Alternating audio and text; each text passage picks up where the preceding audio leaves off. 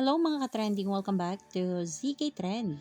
Matapos nga ang guesting ni Bel Mariano kahapon sa It's Showtime at sa Showtime Online Universe, nagkaroon pa nga ng ilang interview para sa promotion ng kanyang movie Meet, Greet and Buy. Spotted nga kahapon si Bel Mariano sa ilang interview na kung saan nga ay excited na ang mga bula at taga-suporta nga ni Bel para dito.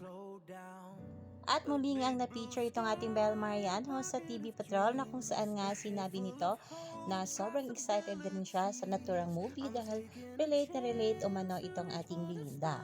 Challenge, todo relate din siya. Kwento ni Bel, excited siyang mapanood ng publiko ang pelikula na todo relate din siya. I'm so excited to hear their thoughts about it, the viewers. I'm so excited to know what they felt while watching the film. Marami nga mga netizens ang nagsasabi na napakasipag umano ni Bel Mariano pag-promote nga ng kanyang movie Meet, Greet and Buy.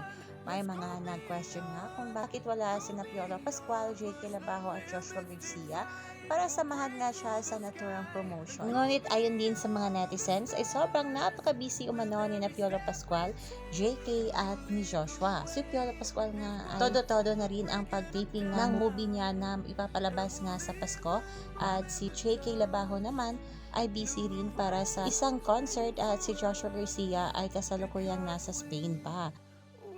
Huwag mag-alala mga kabablis dahil makakasama rin ni Bel Mariano ang kanyang mga kapatid sa naturang movie sa November 8 sa SM Caloocan at sa November 9 naman sa SM Dasma.